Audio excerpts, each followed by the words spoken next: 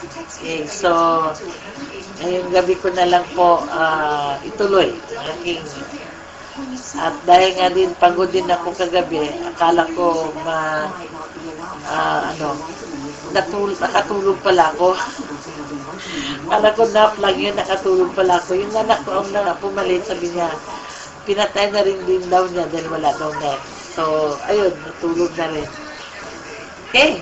So, tonight, yesterday, ano ba yung, last week, we discussed about the blind man that was healed by Jesus Christ. Na ngayon, gabing ito, ang text po natin ay makikita sa Mark 5. Mark chapter 5, verses 1 to 20. Okay. Title, ito ha. Dali lang. Yan po ang ating text po. Okay. Main text po natin yan. So, title ng aking topic ngayon, Jesus free. No? The demon possessed. Okay, we talk about demon. Kaya magandang topic natin ngayon. Because we talk and we discuss about demons. Galing, no? Pero, demon possession is a subject that is troubling many Christians right now, nowadays. Di po ba? How many of you are in demon possessed? Nade-demonic possessed po tayo. Okay? Marami. Okay. Christians nowadays are subjects. So a lot of confusions and fears surround the subjects. So many questions are being asked. Okay, ano bang mga question ito? Are there really demons? Okay. Di ba pag talaga, meron ba talagang demonyo ngayong araw na to? Sabi nga nila, ang dami. Ano bang sabi? Di ba minsan yung mga bad words, minsan yung kapwa-tao natin, sabihin natin, di ba bad words yan? Demonyo ka. Bakit, ano ba nakikita ng mga, ano ba ang karakteristik ng demon? Okay, pupunta tayo dyan. If a person is possessed by demons, is this condition hopeless? Hopeless ba yung condition ng mga na-demon possessed? Marami ng istorya, maraming news na demon possessed na, nasaniba ng mga masasamang espiritu, mga estudyante sa ganitong eskwelahan. Okay? If not, how can be healed? How can he be healed? Okay. Number 3 questions is, what should be our attitude towards fortune tellers, spiritistas, mediums, and then it is harmful for us to visit them? Okay, that is a question to be arised. Is it harmful for us to play Spirit of the Glass? Sino ba po dito ang nag-Spirit of the Glass? Yung bang tinitry yung Spirit of the Glass? Sino dito yung thumbs up lang po? Thumbs up lang. Hello, clear po ba ako? Baka ko nasa labas na nagsalita. Hello po, clear? Am I clear? Clear. Clear po ba ako, jokers? Yan, clear. Kind-hearted, clear. Kala ko sisigaw pa ako Nang clear? Yan. So, ilan po sa inyo ang naka-experience na po ng Spirit of the Glass? Naka-experience na po ng pumapasok sa fortune teller, yung mga tarot cards. Sino na po ba sa inyo dito? Sino na po ba? Thumbs up lang po. Kasi ako, even me, experienced din ako before when I was, I think, high school. Sabi ko, ano yun? Ano yun, ha? Jokers, ha? So, hindi ka pa nagpahula, jokers. Joker. Ha? Bro Renz, hindi ka pa nagpahula. Hindi ka pa nagpa-espiritista. Solitaire lang. Pero hindi ka pumunta ng tarot card. Okay. Pero Spirit of the Glass, na-experience mo na yon. So, sino po dito? Okay. We will talk about that later. Sabihan natin. Kasi, bulay-bulayin po natin ang salita ng Panginoon natin sa Mark. Okay. So, today we are going to study the case history of demon possessed and find the answers on the above question. Solitaire lang ha. Talaga. Okay. Tingnan natin yung reality of Satan's power. Reality of Satan's power. Ilan ba sa inyo dito ang nakapanood ng Exorcist? Albularyo. O, diba? Nitutututhon. Aman si Horim-Horim. Ilan po dito ang nakapanood ng Exorcist? Thumbs up lang po kung nakapanood po kayo nun. When you were not yet born again, hindi nyo pa kilala si Christ. Si kind-hearted. Okay. Hindi ko alam yun ha. Hindi niya alam ha, pero nanood siya ng sa cable ha. Kala mo sa cable, sa HBO, na din yan. Pinalabas na rin yan. Okay. So, the reality of Satan's power. What? Tingnan natin ang characteristics basing ng verse natin. So, the characteristic of demon-possessed man, okay, had an extraordinary strength. Tingnan natin sa verse 4. Basahin muna natin yung verse 1 to 5, ha. They went across the lake to the region of the Gerasenes.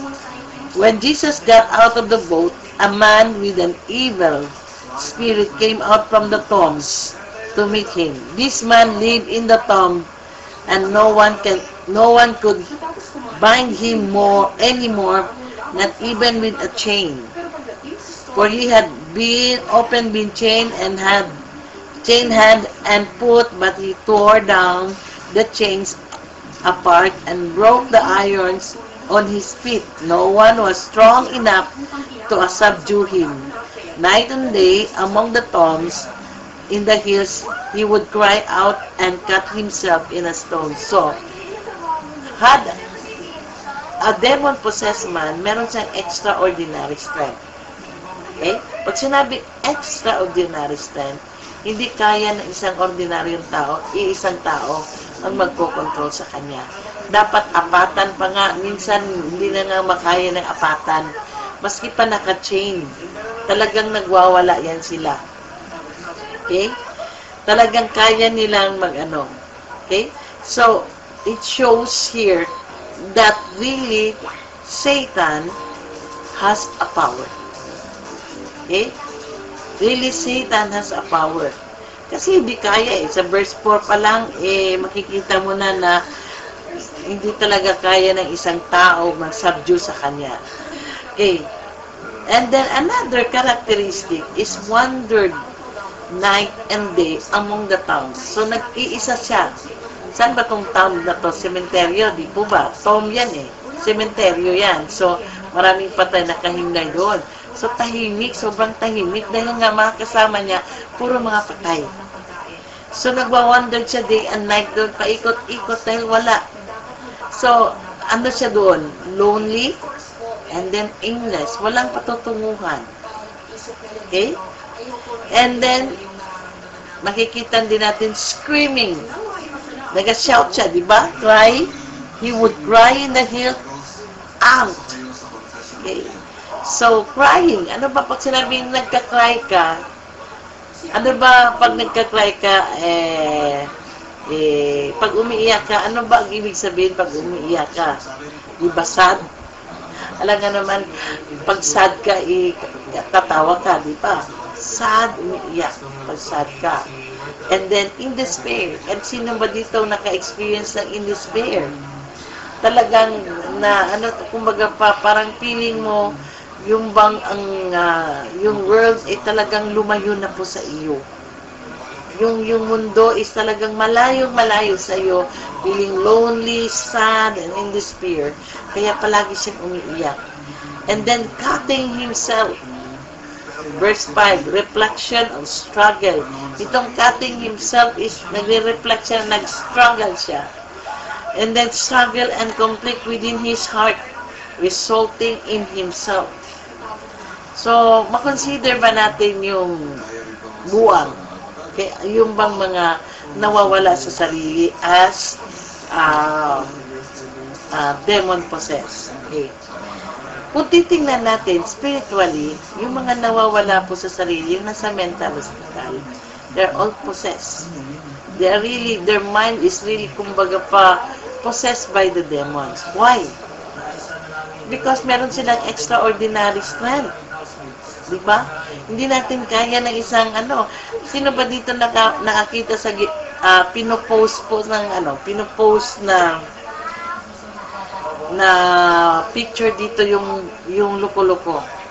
Di ba kita mo talagang taong grasa, and then super strength masyado siya, and then kung saan-sana siya natulog, talagang siya lonely, and then minsan pa kaya nagsasalita, minsan nagka-cry, hindi mo tantrums, parang kala mo taong grasa. Okay? Minsan din yan. Kumbaga pa, they are cutting himself. Parang kung meron siyang suicidal tendency. Because deep inside, they don't know the reality. Kung sa psychologist, psychiatrist pa yan sila, they are psychotic person. And then they are full of hallucination. They feel that they are more than himself pa. Because sabi ng aking interview sa mental hospital, sino ka? Sabihin ba naman, ako ang Diyos. Imagine mo yan? Ako ang hari. Imagine mo yan? Ako si Darna. Oh, imagine mo? Puro ako. Pero interviewin mo yung kanyang life. It reflects struggle. It reflects conflict. Okay? In despair, ang history nila. One time, meron akong in-interview na talaga, kumbaga in-interview na psychotic patient. Malapit, interview siya. Tapos, ano ba ang problema mo? Sabi ganun, tanong ko yung history ng family. Really, that man is frustrated to become a soldier. Sa height kasi niya, pandak siya, hindi siya nakuha. So, gusto talaga niyang magsundalo. Sa frustration niya, yun, naging siya, kumbaga pa, naluko-luko. Frustration, sad, in despair, pinapasukan niyan minsan ng demonyo. Okay? So, ito yung characteristic ng isang demon-possessed man. Okay? Kung makita din natin yung exorcist, so parang masyado exaggerated yun. Grabe, exorcist, umiikot yung ulo eh. Pero makikita mo talaga yung na-demon possessed dito, yung mga nasaniban ng mga estudyante. Na-feel ko talaga na very strong talaga ang taong pumapasok sa katawan nila. Dahil hindi na nila kilala ang sarili nila. Kala nila hero na sila. Hindi po ba? These are the demon-possessed man. Okay? So, let us now look about a man who is full of Holy Spirit. The man is full of Holy Spirit. Okay. Galatians, tingnan natin, i-compare natin sila. Ay, mali. Mali na, nakat ko eh. Ay, yun, copy. Tapos, sandali lang po ha. Yun. Sandali lang po. Kasi, po ko, medyo may maglawas. Exactly. Yun. Galatians 5:22. Galatians 5:22. Sabi dito, but the fruit of the Holy Spirit is love.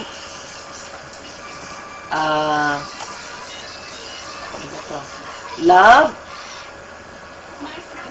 joy, peace, forbearance, perseverance, kindness, perseverance pala ito, kindness, goodness, faithfulness, forbearance pala. And then verse 23, gentleness and self-control. Against such thing there is no law. So, kung i-contrast natin yung demon-possessed man and a man who is filled with the Holy Spirit, okay, isa-isay natin ha, lonely and aimless yung demon-possessed man. Pero paano yung Holy Spirit-filled man? Fullness of life. The man is fullness, puno ng buhay sa Panginoong Jesus. And having a purpose in life. Meron siyang patutunguhan someday. Pero itong demon-possessed man, aimless. Aimless po siya, aimless. Okay. And then second is sad and in despair. Sad and despair. Sadness and despair. But in the man with the full of Holy Spirit is joy. Okay, no? Joy. Palaging merong saya sa puso. Alam na alam niya kung saan siya patungo eh. Kasi meron siyang joy sa puso niya. Ito namang demon-possessed man, meron siyang inner conflict. Kung nagkaroon ng inner conflict, may conflict pa sa buhay niya. But, in the man who is full of the Holy Spirit, meron siyang inner peace. Meron siyang peace. Kalinaw sa aming Bisaya pa. Sobrang tahimik sa buhay niya. Okay? Katahimikan sa buhay niya. So, makikita natin the difference between the bad and the good. Okay? Pag sinabing bad and good, of course, demon-possessed man and a man who is filled with the Holy Spirit. So, all of us is in our influence to some extent by either demons or the Holy Spirit. Okay. Either demons or the Holy Spirit. Rarely do we meet man who is totally possessed by demons or totally filled with the Holy Spirit. Rarely.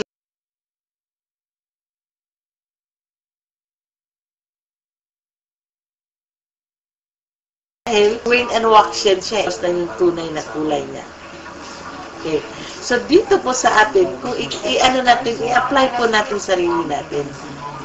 We are influenced by some extent demons or the Holy Spirit. Is that true? True po ba yan? Kind-hearted? Bro ba ito si kind-hearted o sis? Sis kind or bro jokers? True ba to? True? Na sometimes na-influensyahan po tayo ng demons? Ay bro, okay bro. Sometimes na-influensyahan po tayo ng demons or the Holy Spirit. Okay? So, most of us somewhere in between. Sa kalagitnaan lang po tayo. Okay? Most of us somewhere stay in between.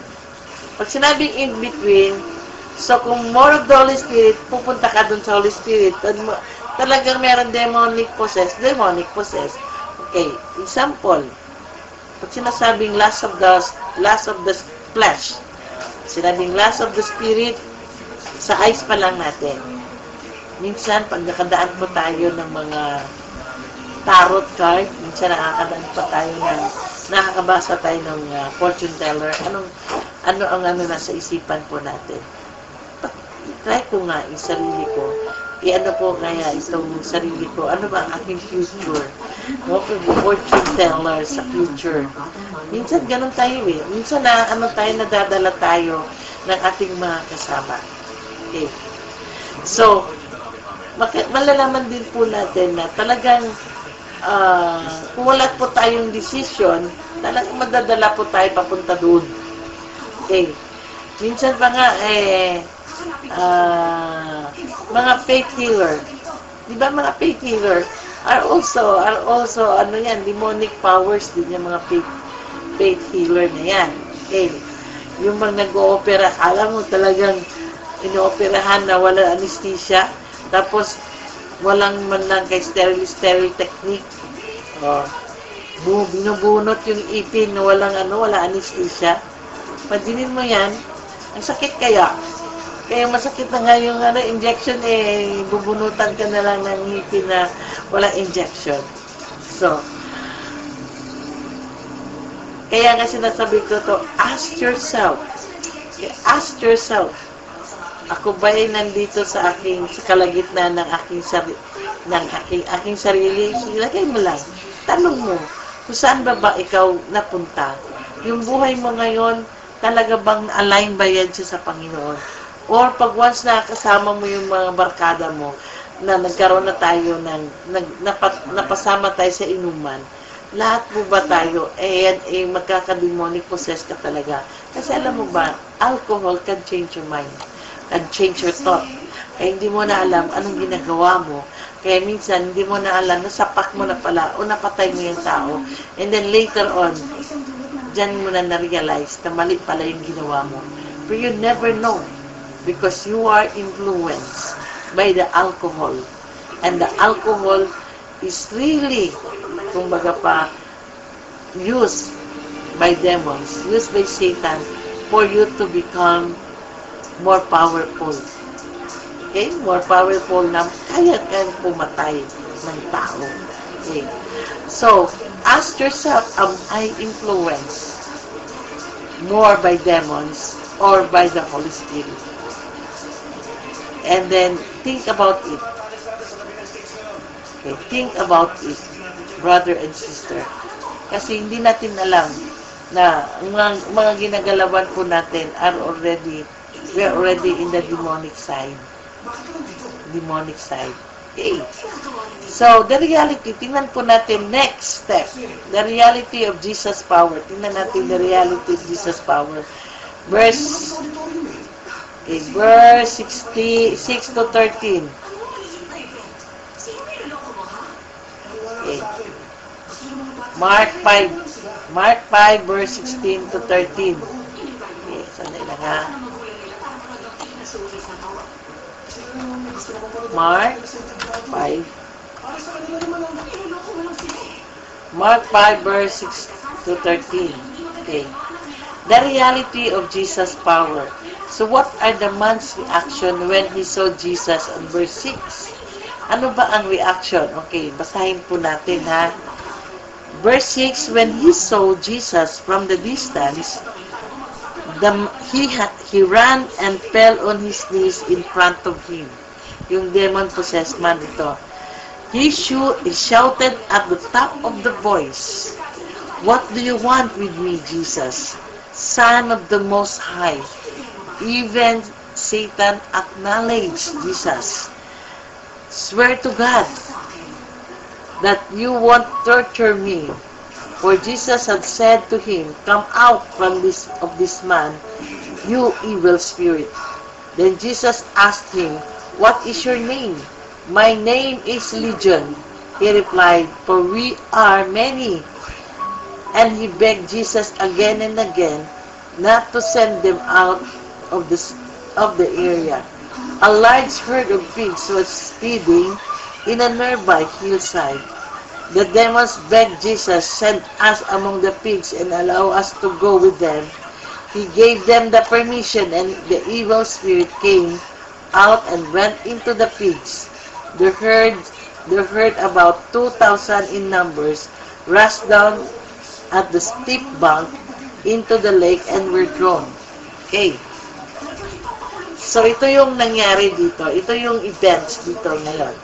Nung makita si Jesus Christ, yung demon-possessed man, tumakbo papunta sa kanya. Okay? And then lumuhod. Okay? Lumuhod sa harap niya. And he shouted at the top of his voice, "Jesus, Son of the Most High God." So here, makita po natin that even Satan, even demons, acknowledge God.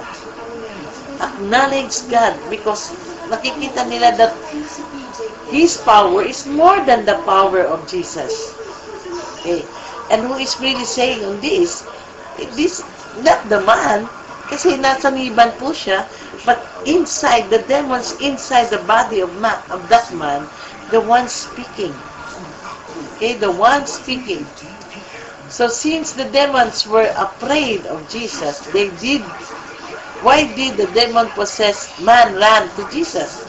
So, sabi dito, seeing, although the man was possessed by demons, he longed for deliverance.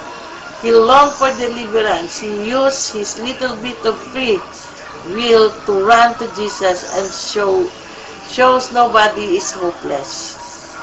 Shows nobody is hopeless. Talagang kumbaga pa, this man, merong pagkatinuan. Kasi pag si Jesus, may katinuan pa talaga. No? Makikita mo na yung tao at saka yung demons, makikita mo mayroong katinuan pa yung tao. Why? Because that man, talagang naglong siya ng deliverance. Pero ano yung sinabi ng demon possessed? Ano yung demonyo? Sabi niya sa verse 6, sabi niya, you were the son of man. Swear to God that you won't torture me. Okay?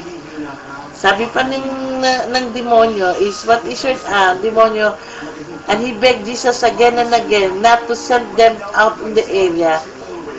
Okay? Sabi niya, beg Jesus, send us among the pigs, allow us to go into them. So, ano sinabi doon? Gusto nilang lumabas sa katawan kasi alam ng tao na talagang gusto niya ma-deliver out from the burdens na sa loob ng katawan niya. Pero sabi ng demonyo, gusto nilang pumasok sa pigs.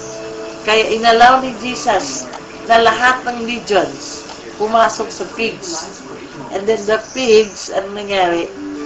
Tumakbo doon sa lake. And then they were all drawn, thousands, hundreds, okay? 2,000 in number. Imagine mo yan, dami. 2,000 pigs. 2,000 pigs. Imagine mo yan, 2,000 pigs na yan.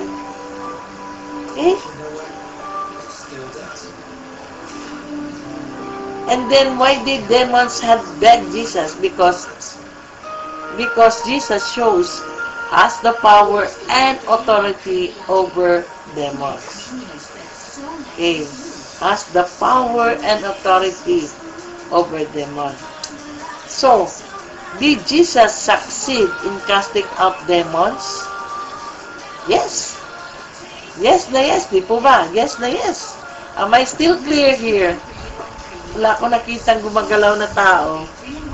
Wala man akong nakitang icons na nangalumbaba at nakikinig, kumbaga. O baka ako'y out na sa ano. Ano ba yan, Joker? Okay, nakikinig. Kasi wala gumagalaw eh. Okay, nakikinig. O, sige. So, Jesus succeed in casting out demons. Why? Because napalaya po niya yung taong na demon possessed. And then, yung demonyo, nakipag-beg pa, nahamyo pa, na hindi sila ipalabas sa area. Kundi gusto nilang pumasok sa pig. Kaya inalaw din yung pig, na inalaw ni Jesus na sila'y pumasok sa pig. But now, anong nangyayari sa mga nag-care ng baboy? Sila ngayon na nagagalit, nagtaka. So, what should be our attitude? Okay. Di pa pala. Should we fear demons? Ito na isang question ito. Ito na yung question ko kanina. Should we fear demons? Talaga bang tayo ay tatakot sa demonyo? Kung ikaw Kristiyana, ikaw meron ng puso ni Christ dyan sa puso mo, nandyan na po si Kristo sa puso mo, kailangan po bang tayo makikita? Kaya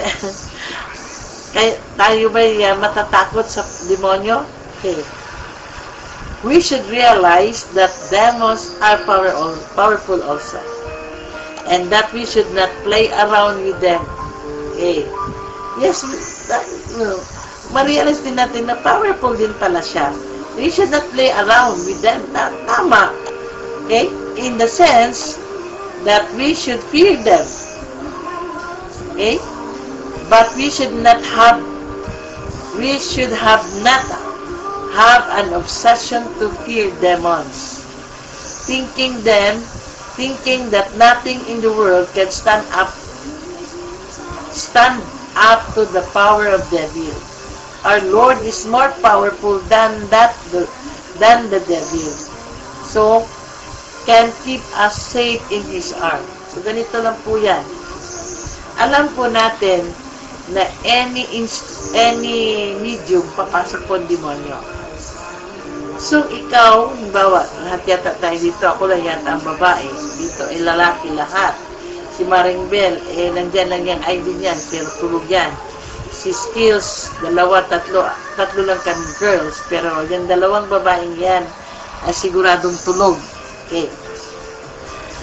Alam po natin na gumagamit po ng, siyempre, ang demonyo gumagamit ng any medium. Di po ba? So, they can use alcohol. They can enter in the alcohol. So, pag na-entice po tayo at nagtitake po tayo ng alcohol, the demons will, attack our mind. Attack our mind. And then, doon na po siya maggawa ng kung ano-anong mga masamang elementong gawain natin. So, we should not play around demons. Play around with them.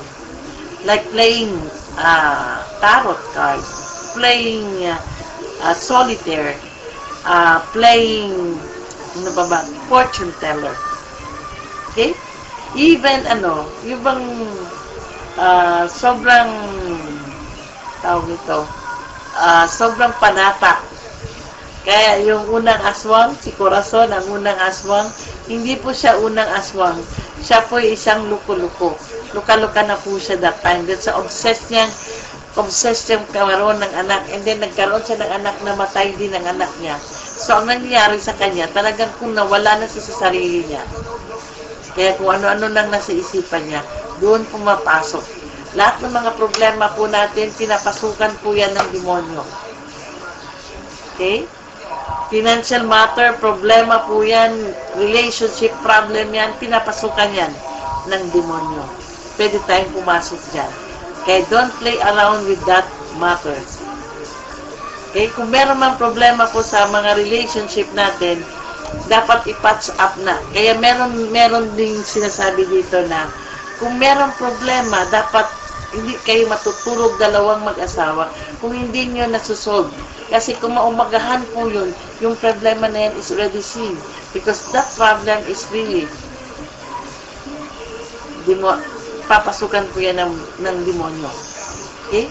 Kaya nga sabi, our Lord is more powerful than the devil and can keep us safe in His arm. Kaya we can ask, we can call the name of the Lord in Jesus' name.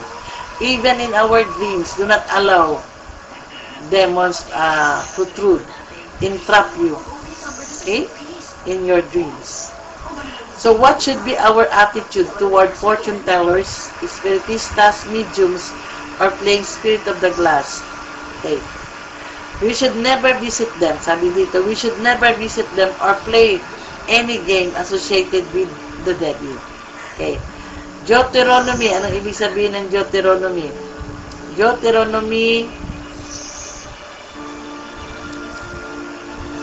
Deuteronomy 18.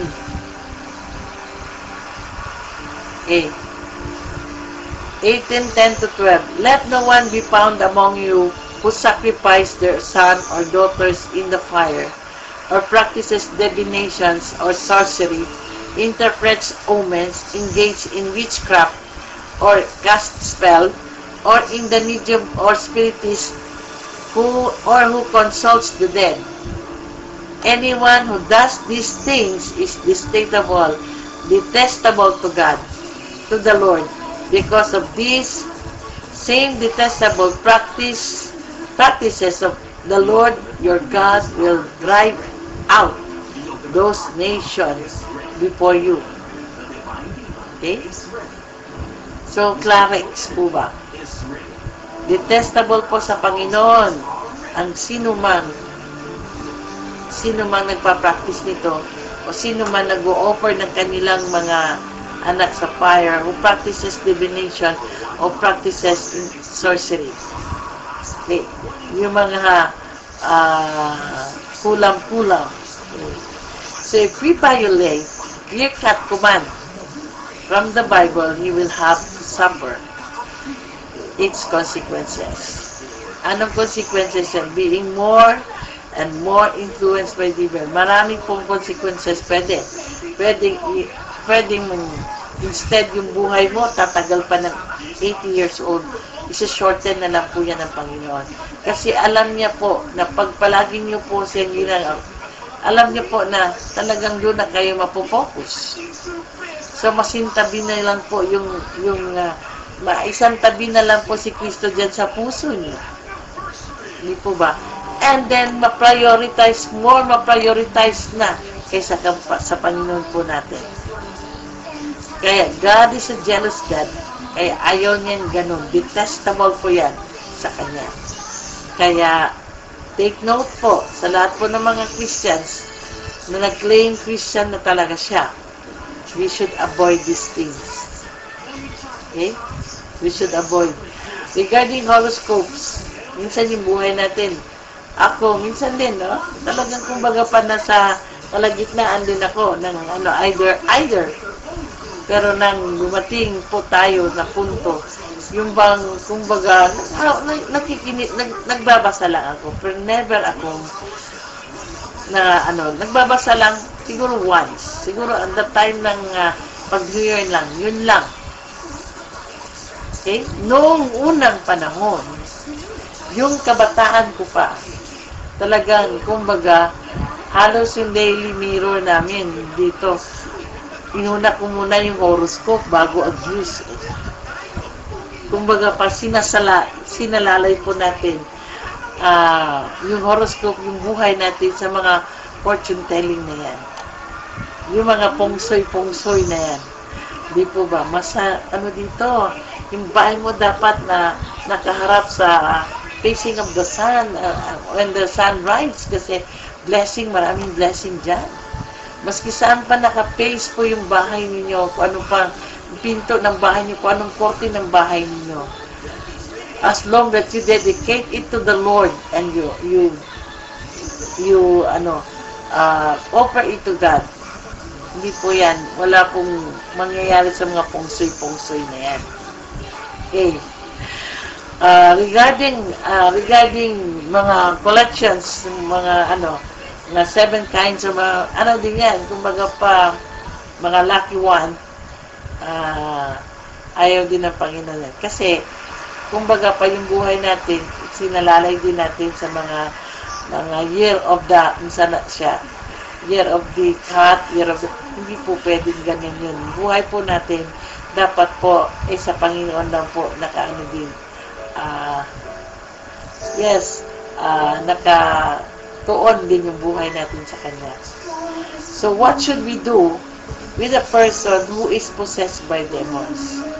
Okay. Cast out the demons in the name of Jesus. Okay, may tips po dito. Cast out the demons in the name of Jesus. But again, we should not do this lightly. Okay, Acts.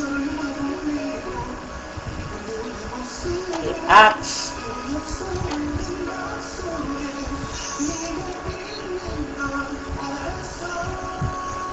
Acts 19:13 to 16. Some Jews went around driving out evil spirits and tried to invoke the name of the Lord Jesus over those who were demon-possessed. They would say, "In the name of Jesus, whom Paul preaches, I command you to come out." 7 sons of Ziba, a Jewish chief of priests, were doing this. One day the evil spirit answered them, "Jesus I know, and Paul I know, but who you are? Who are you?"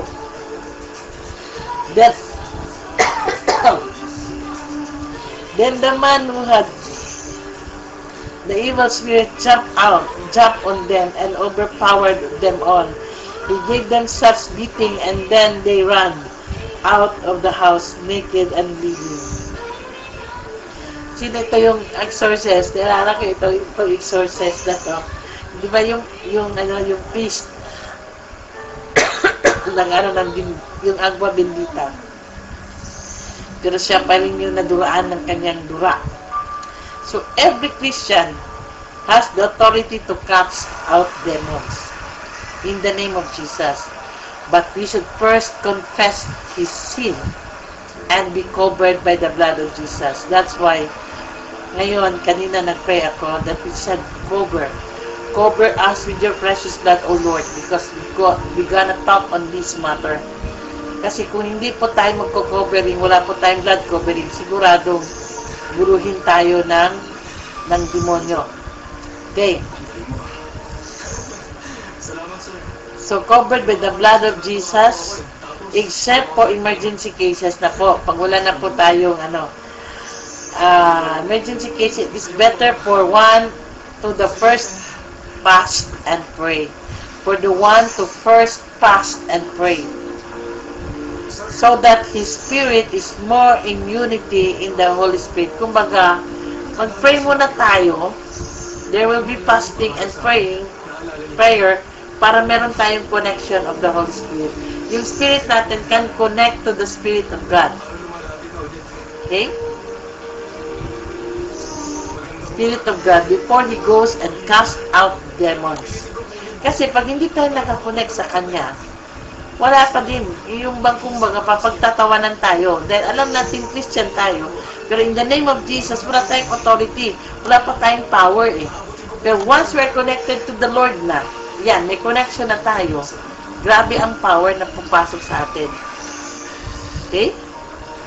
Kaya we can declare anybody, any sickness, we can declare in the name of Jesus. That's why our prayer said, Lord, extend your divine healing. Extend your hands upon this person.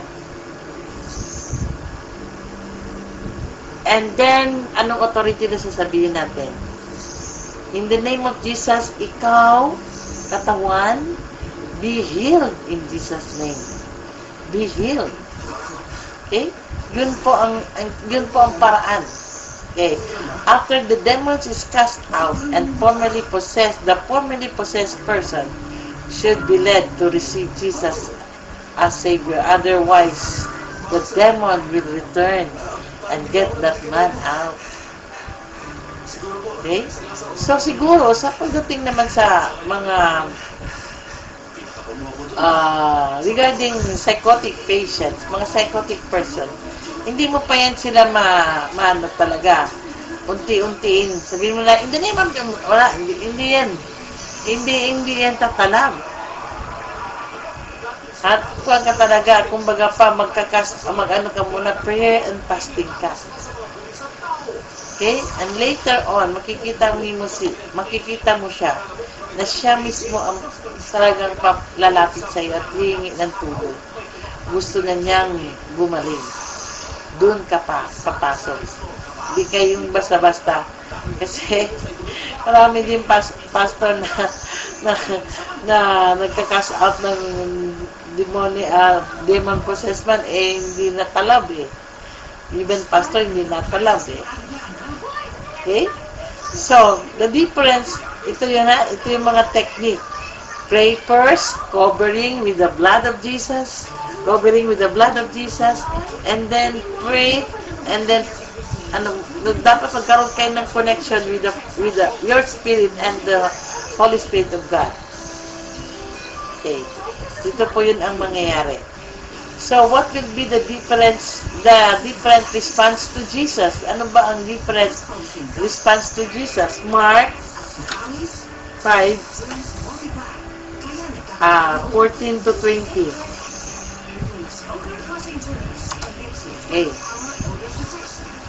So, what changes had come to the man? Okay, basahin muna natin. 14 to 20. Those tending the pigs ran up and reported this in the town and countryside, and the people came to Jesus. They saw they saw the man who had been possessed by the legion of demons sitting there dressed and in the right mind. And they were afraid. Those who had seen it told the people what had happened to the demon-possessed man, and told about the pig as well. Then the people began to plead with Jesus to leave their region. And Jesus was getting into the boat. The man who had been demon-possessed begged to go with him. Jesus did not let him, but said, Go home to your family and tell them how much the Lord has done for you and how he has had mercy on you. So the man went away and began to tell in the Decapolis how much Jesus had done for him, and all the people were amazed. Okay. So what had the changes sa nangyari sa tao na nag-possess? The man who was possessed now changed. Diba? Ano nangyari? Nagkaroon ng liwanag ang kanyang mukha. Malinis na siya, maganda ng suit niya, at saka nasa katinuan na po ng kanyang isipan. Nasa katinoan ng kanyang isipan. Yan po. And then, what are the reactions? Of course, ang reaction ng mga tao at saka sa tao, they ran the place. And then, where Jesus and demon-possessed man is seen. There were several reactions. Ano bang mga reaction na? They were frightened, and then why did ask Jesus to go away? Okay. Bakit ba?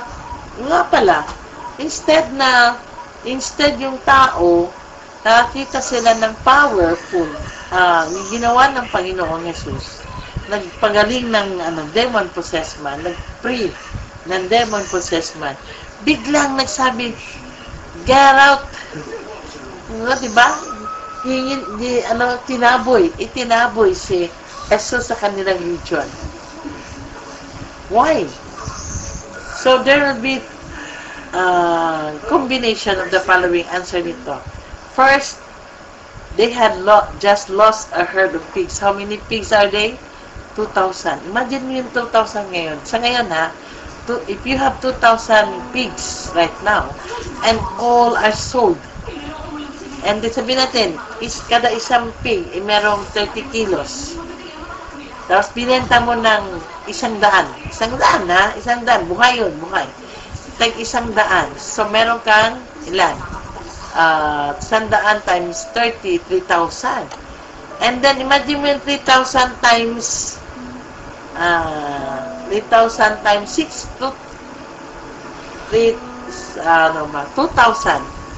$3,000 times 2,000. Imagine, 6. Ilang ba? 600,000. Imagine mo yung 600,000 na mabibenta mo. So, wala talaga silang, benta. Di po ba? Wala silang income that day. So, if Jesus stayed around, they might lose their other things too. So, mawawalan pa sila ng properties. So, they valued their possession more than Jesus. Yan ang nasa unang isipan ko. Talagang yan. And then second is, they may not have wanted to change their old ways. Okay? They have not wanted to change their old ways, and they knew that accepting Jesus means changing their lives. Di po ba? Changing their lives. So, ito yung mga dalawang rason. Bakit pinagtakbuyan, itinaboy nila si Jesus palabas sa kanilang region. Okay? So, not good, di ba? Not good yung ni Jesus, yung kanyang he is not welcome in the region. Though he healed, he freed the demon-possessed man. So, in what ways are we like that herdsman and townspeople? In what ways ba na ganyan tayo sa mga herdsman yung mga nag-aalaga ng baboy, and even the community people. Oftentimes, we want God to leave us, di po ba, alone.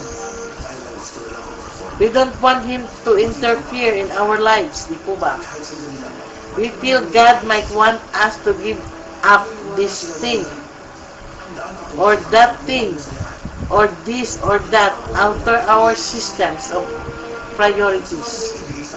In other words, we want ourselves not God to run our lives.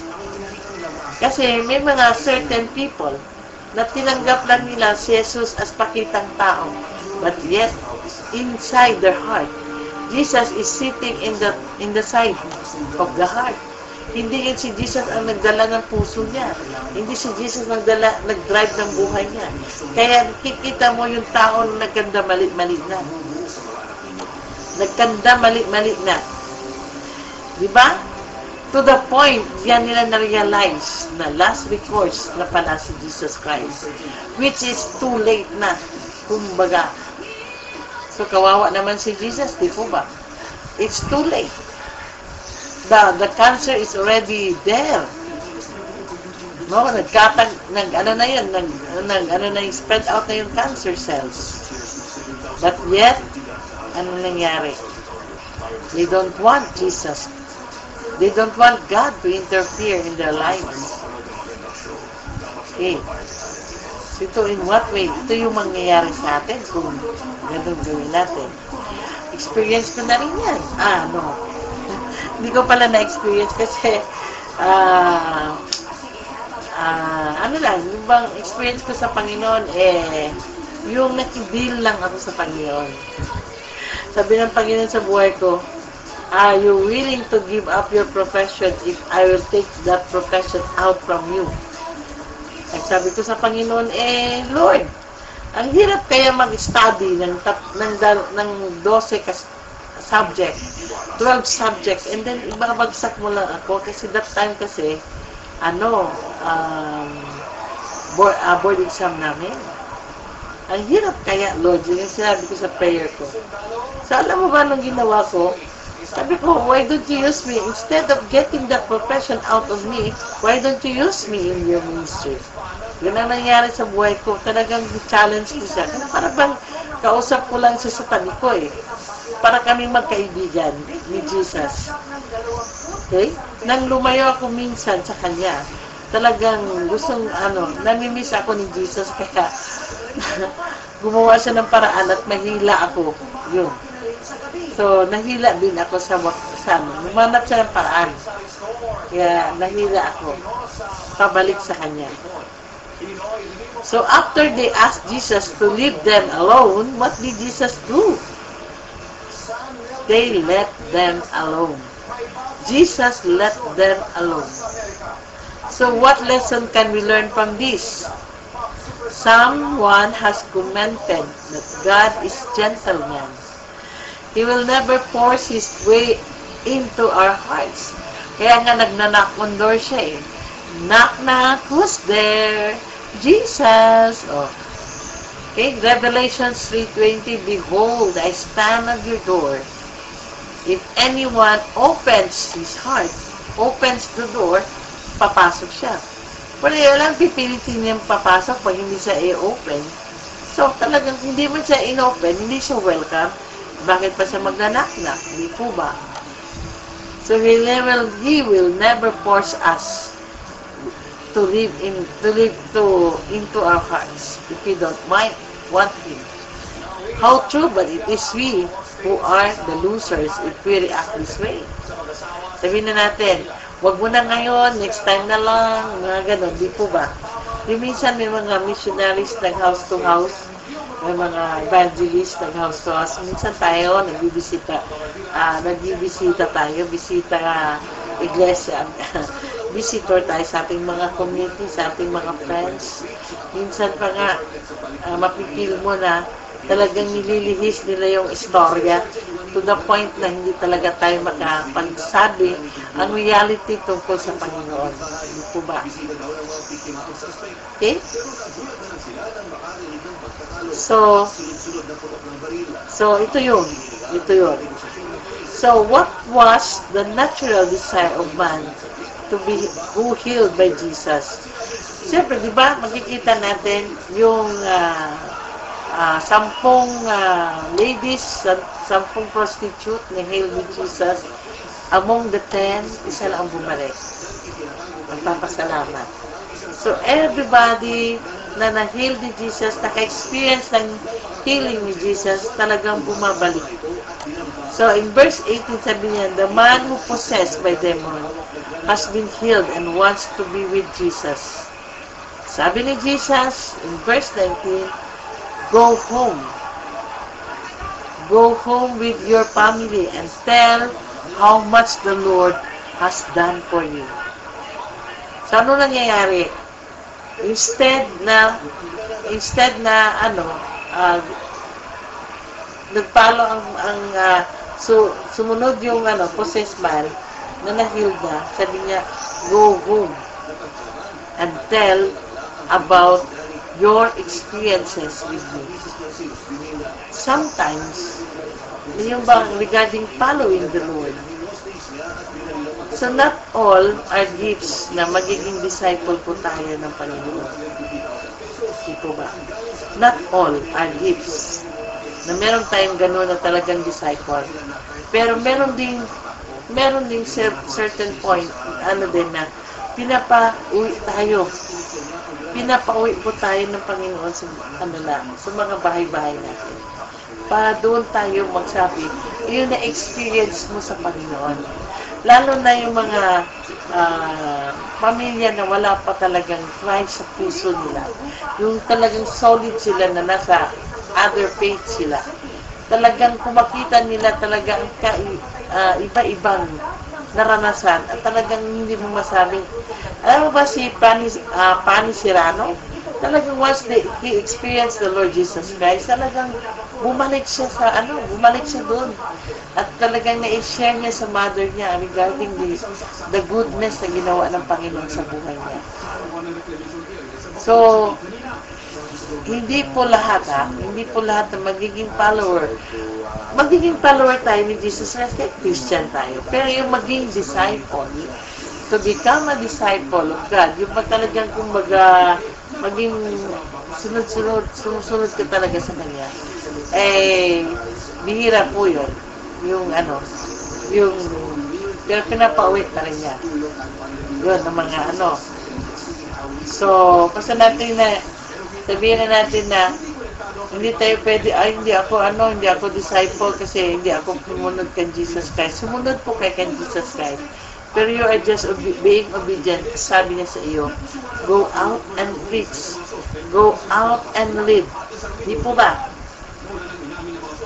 Wala naman siya sinabi, come and follow me. Sinabi lang niya, go out and preach. Meron din siya certain reading sa iyo, come and follow me. And you will be my disciple.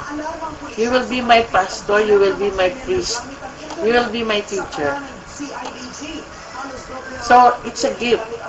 Meron po tayong gift yun. Kung wala po din ang gift mo, so sabi niya sa iyo, be obedient.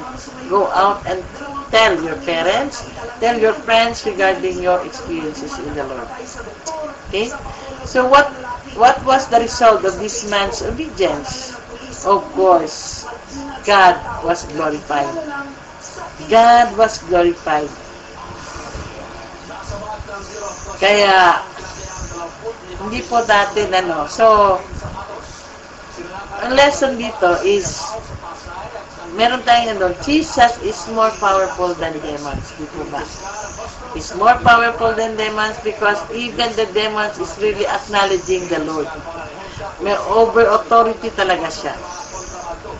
Pero, sabi niya dito, pwede din tayong ma-overpower ng demons pag tayo ay talagang ina-allow din nating makipaglaro sa Kanya. Okay? So, shy away from fortune teller, shy away from spiritista, shy away from albularyo, na maraming hurim-hurim, hindi mo alam salita, yung mga Latin-Latin, shy away from that. Okay? Shy away from spirit of the glass. Shy away from alcohol that can turn you. Shy away. Okay? Shy away from the things that demons will use you. Okay, mga medium. Okay. So, shy away from that. And He is able to free. Jesus is able to free any person possessed by demons. Is free. Okay? Is free.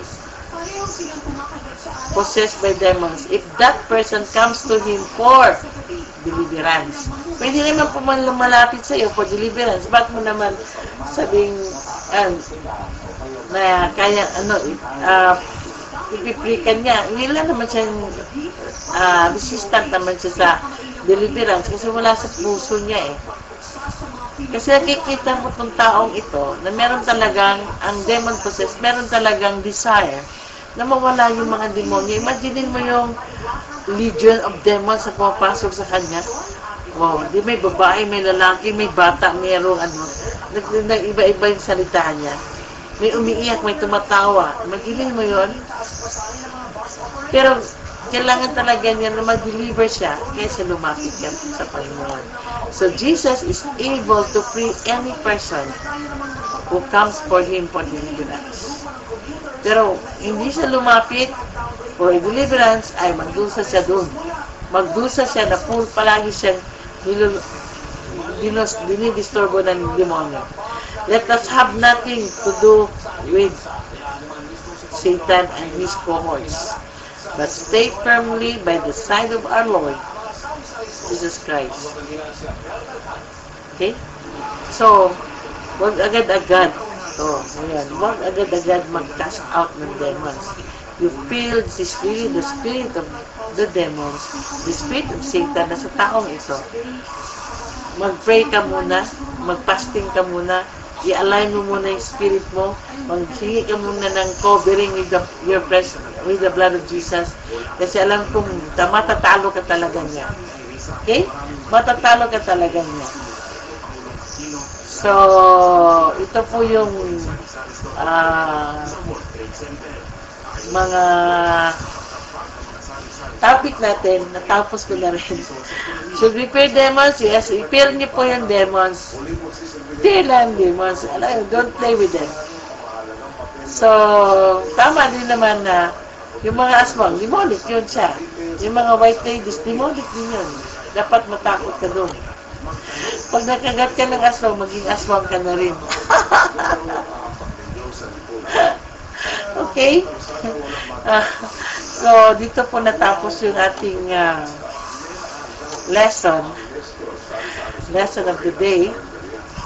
So, bago tayo mag-sharing mga katanungan, let's pray. Hallelujah. Father God, thank you so much for your words. Oh God, thank you so much, Lord, na binigyan niyo kami ng insight regarding demons, Lord God, na malakas pa pala ang demonyo sa amin. Mas malakas po sa amin yung demonyo. Pero mas malakas ka po sa demonyo, Panginoong Jesus. Salamat po, Lord, na meron ka, we can cast out demons. Pero Lord, I know that reality na hindi po namin kaya. So cover us always with your precious blood, O God. And then, Lord, as we continue to pray, give us the power to deliver the demons from the person who is possessed, O God. Lord, salamat po, Panginoon, na itong mga aralin ito ay hindi lamang po para sa demonyo, kundi din po para sa amin, kasi minsan din, Panginoon, we are entertaining some demonic process, some demonic activities, O God, that we don't know. Sometimes, Lord, sometimes we heard some rocks music, Lord, na hindi sa iyo, Panginoon. And then when we turn it backward, Lord, marinig namin ang salita ng demonyo. Lord, salamat, Panginoon. Just give us wisdom and understanding. Just give us, Lord, yung bang discernment spirit, O God. Each of one, Lord. Each of every one of us here right now, Father God, give us the power na marunong kami mag-discern sa spirit, Lord. That we can discern the bad spirit. We can discern the spirit of demons, Father God. and we can cast them out, Lord, one by one, Father God. Lord, salamat, Lord. Salamat, Panginoon, sa mga salita niyo po na hindi niyo po kami pinabayaan mag-isa, Panginoon. Salamat po sa kalakasan, salamat po sa mga techniques, Panginoon, paano kami magkakaos. Salamat po sa reminders, Lord, na hindi kami maniniwala, hindi kami mag-play games, o mag-play pasok, mag-entertain ng mga fortune tellers, yung manggugula, Panginoon. Salamat po, Lord. Salamat po, Panginoon, sa pag-remind mo sa amin na hindi namin dapat, hindi lang kami dito lang magpo-concentrate, na pwede rin gamitin yung relationship by demons, Panginoon. So, dapat marunong po kami, Panginoon, magpatawad kung may nagagalit po sa amin, Panginoon. Magpatawad, magpakumbaba, Panginoon. Alam ko po na ang demonyo lang po ang gumagamit pala sa tao para ikaw ay magalit at magwala, Panginoon. Salamat, Lord. Salamat for the patience. Salamat for the self-control, Lord God. Salamat, Lord, for the love, the peace, O God. Lord, alam po namin na ang demonyo ay sisirain lamang niya ang mind namin. Po ikaw, Panginoon, nasa puso namin. So, kasi pag sa puso ka po namin, Panginoon, alam po namin na ang dadaloy po dyan sa mind po namin na dugo is your Spirit, O God. Salamat po for the cleansing of our mind, Father God. Salamat po. Salamat po sa mga kapatiran ko po dito ngayon, Panginoon, na walang sawang nag-aabang, na walang sawang nakikinig po sa iyong mga salita, na walang sawang nag-o-offer ng mga praise and worship sa iyo, Panginoon. Salamat po, Lord. Itong mga kapatiran ko ngayon, kay Bro Alex, Lord, kay My Savior Redeemer, kay Ricky, kay Bro Ricky, kay Sis Skills, kay Best Tropa, Steve, kay Kain, kay Bro Kain, kay Bro Joker, kay Maring Bell, at saka kay Bro Casmot, Panginoon. Lord, hindi ko man sila kilala in person, Lord God. But alam ko po, Panginoon, kilala mo po ang bawat isa sa kanila. Ang sa akin lang po, Lord, is bawat hakbang, Panginoon. Pagpalain niyo po ang mga hakbang nila, Panginoon. Ang mga buhay nila, Lord, kayo po ay maggabay sa kanila araw-araw, Panginoon. Bigyan niyo po sila ng wisdom lagi, Panginoon, mga understanding to your words, O God. Lord, yung inner peace, Lord God, inner joy, O God. Lord, tanggalin mo po ang any conflict po sa puso nila, Panginoon. Mga inner conflict po nila sa puso nila, Panginoon. Lord, salamat po, Panginoon, that every one of them, Panginoon, you cleanse them with your precious blood, O God. Salamat po, Lord, sa talent na binigyan niyo po sa amin, Panginoon, na we can now cast out demons. We can now cast out demons in the name of Jesus and by the power of His blood. Walang demonyo makapasok sa aming mga puso. Right now, in the name of Jesus. Salamat po, Panginoon. Ibalik ko po sa inyo sa lahat-lahat sa pangalan ni Jesus. Amen, amen, and amen.